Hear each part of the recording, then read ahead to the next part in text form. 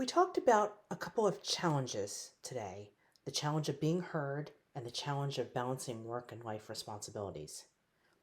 These challenges are commonly faced by women, but they may not be yours. Everyone's challenges are unique. How can you overcome yours? Well, one way to do that is to find a good mentor. Find someone you can talk to, find someone you can trust. I'd like to introduce you to a couple of my mentors. These are strong, smart, successful women who have been wonderful role models to me. The first is Dr. Brenda Edwards. Brenda has held a variety of leadership positions across the National Cancer Institute. When I met her, she was running their surveillance research program, which was a program to measure the nation's progress against cancer. One of the most important things that Brenda taught me was to take opportunities. She pushed me to take some opportunities, and she made it possible for me to take others. I'm grateful that Brenda was able to join us today to share a few words of wisdom. Brenda?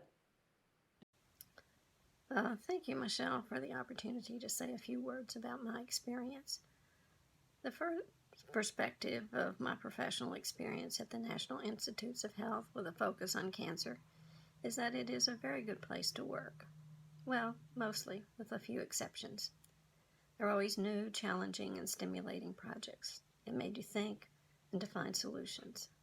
There are interesting, well-trained, thoughtful colleagues, people of integrity, some of whom have become my friends. Within limits, there are opportunities to be responsible and to lead. In my life, I've been fortunate to have many people who provided guidance and advice. In my teen years, there was an influential family friend who modeled a life built around 3 principles: take responsibility seriously, live life joyously, and serve others tirelessly.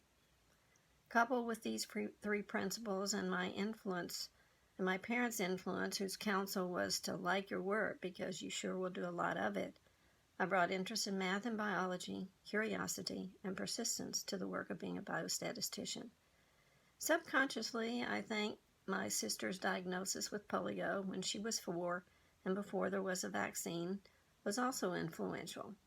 It certainly impacted our family, and it's coupled to the value of our work in the community and of the importance of medical care. It's often a challenge to find the balance of work and other responsibilities, developing plans for moving in new directions and making sure that the current tasks are well done.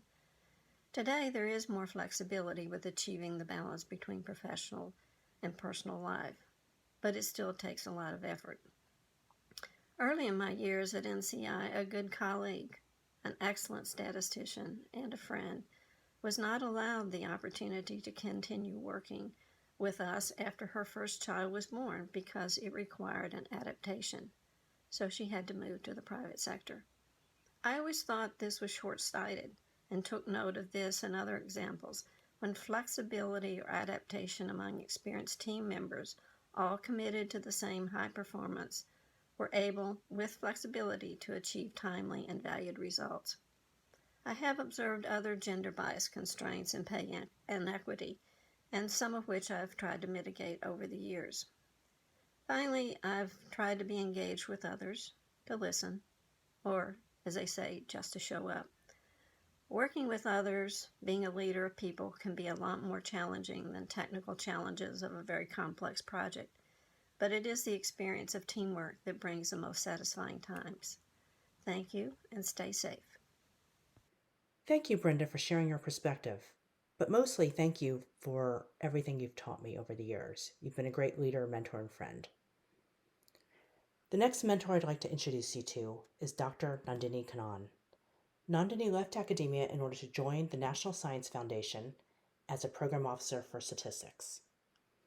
Program officers, particularly at NSF, are very powerful positions because they determine who does and does not get funding for research.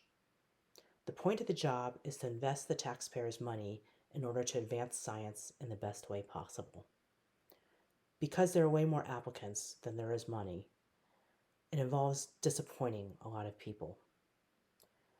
From Nandini, I learned to welcome responsibility.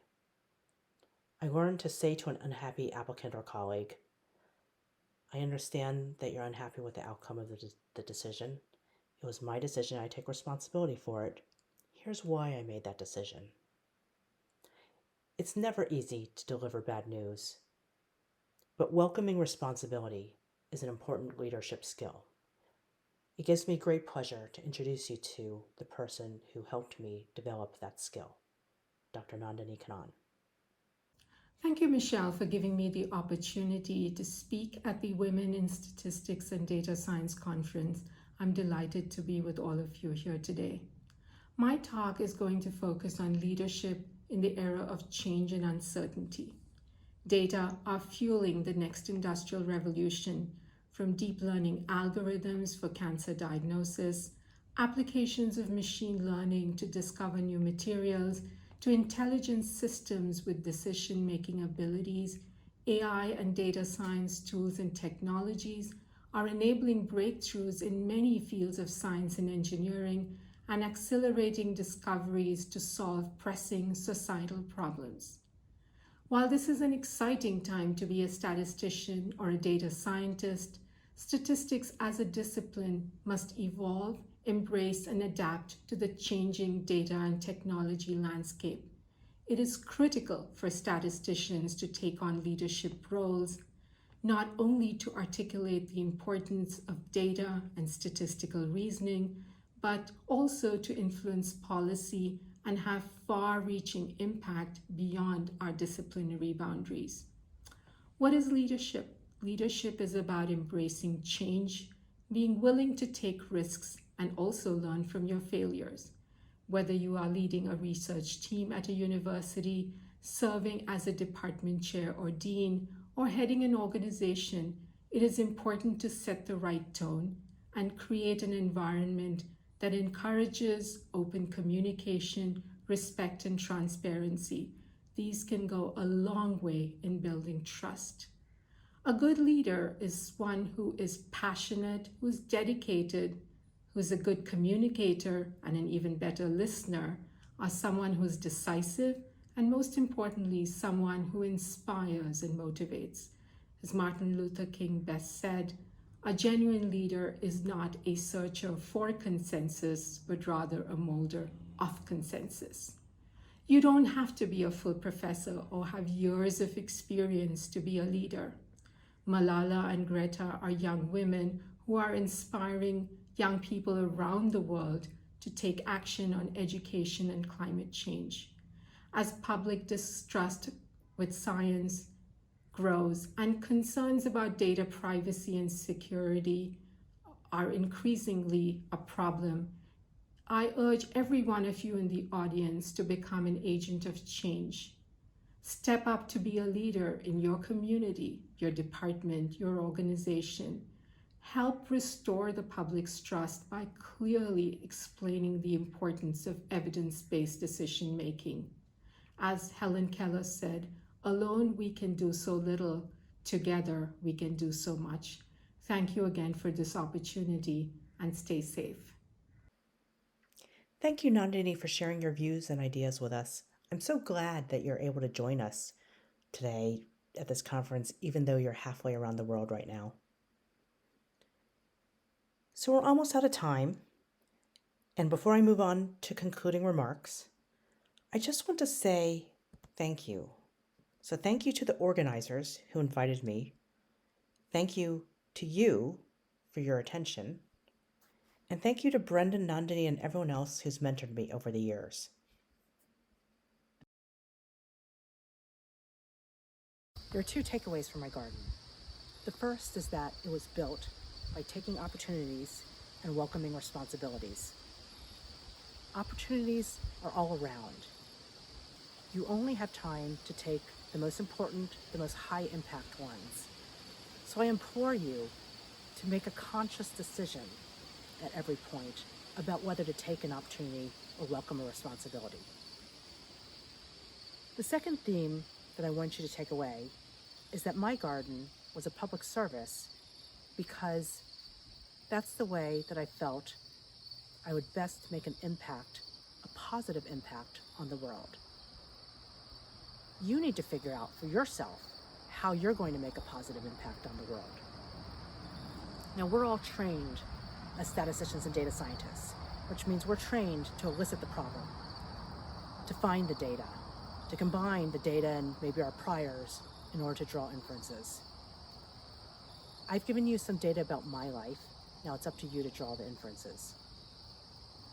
The data that I've given you, what I've said today, has been my own experiences, sample size of 1. It represents me and not my current or any past employer. But I hope that you will take it and use it in order to think about your life and think about how you want to use your life to make a positive impact on the world. What you grow in your garden and where you focus your energies is up to you. Maybe at some times in your life, you just need to fill your water reservoir with resources. Maybe at other times, you focus on your rocks. Maybe you always focus on growing your flowers. Whatever your current focus, it can and should change thoughtfully. Your motivation for working in your garden can and should change thoughtfully. Why are you working in your garden? What problem of the world are you trying to solve? Now it's time to take me to your garden. We cross a field and come to your walled garden. What does it look like? How much water do you need to survive? Who are your rocks? What flowers and trees have you already planted? What's in your soil? Now close your eyes. Take a deep breath. Smell the flowers. Dip your hand in the cool, refreshing water.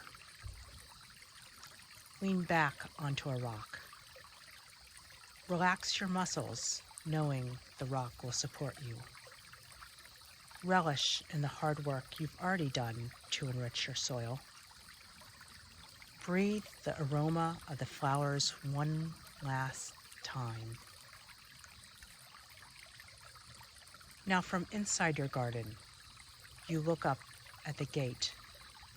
You see another inscription. Depart to serve the world.